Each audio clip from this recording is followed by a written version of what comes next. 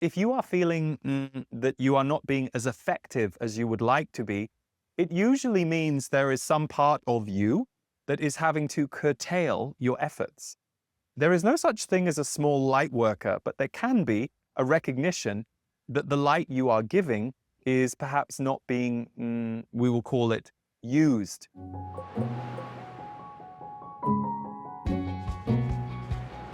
A couple of people wrote in that they felt they were being light workers in a small way in their life, but they weren't convinced that the effect was really making much of a difference. So that's where their frustration came in. It's like, yeah, but the ripple effect, yeah, it's a small little ripple over here.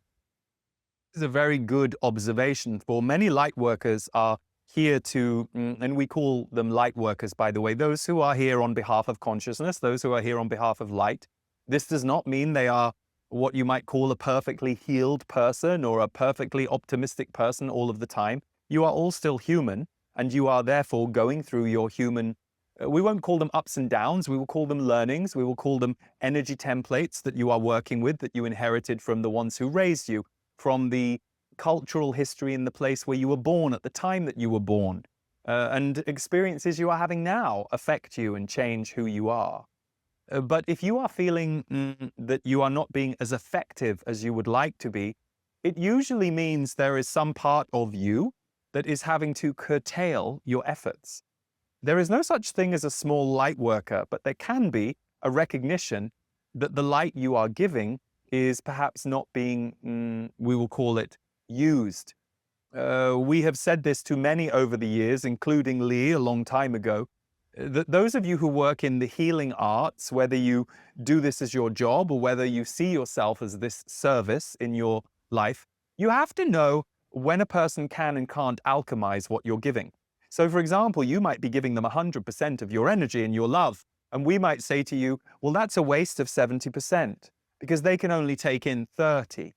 Some light workers get a little addicted to what you might call love and light bombing others because they are so desperate to see transformation and they are so desperate to project that onto others, and then they get annoyed when the other won't alchemize it. Well, what we say is it's none of your business whether or not someone is capable of alchemizing what you are giving, but it is absolutely your duty to pay attention to whether they are or not and make adjustments accordingly. Why?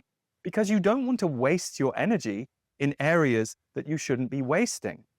Your energy is for you, your life force is for you.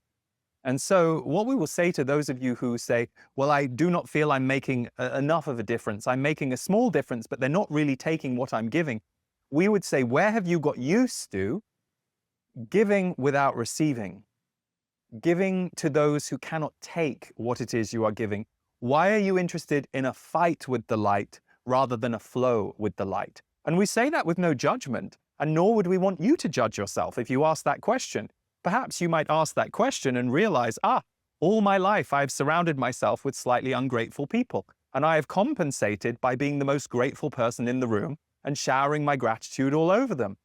And you don't need to think that you did anything wrong. What a glorious moment to finally see that. And now you're going to have to go through a process where your behavior will need to change. You will still be strong in gratitude, but you will stop trying to shove it off onto everybody else. You will stop trying to make others be the way you would like to see the light. Instead, you will start saying, I'm going to look for the people who already have light, and I'm going to see how I will grow if I bring myself to slightly more optimistic or positive people. You see, you can get stuck in the role. You can get stuck in the role of being the uplifter, the light bringer, the love bomber. And that is its own kind of safety. It's its own kind of learning. It's its own kind of entrained behavior. But spiritual evolution is not to stay in a role your whole life. It's to go through a series of roles and to see what you learn from each one, and to eventually alchemize in your central system, your spine, as it were, a way of being that you can be adaptable in any moment. If you need to love bomb in a moment, you know how to love bomb. If you need to be quiet and just observe and listen, you know how to do it. You are no longer in conflict with any of the roles. because you have paid enough attention in all your relationships as to how to center yourself. And that's what relationships will teach you. You cannot force the light on anyone, and it's very painful to try and do so when they won't receive it.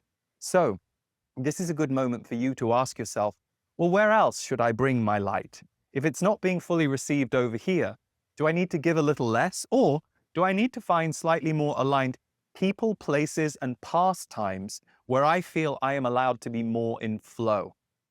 We hope this gives you a new perspective, or some new perspectives, on your exploration right now. Discover on-demand videos and docuseries, explore a full schedule of daily life classes, and become part of an incredible community. At Sounds True One, we invite you inward to find your way your way.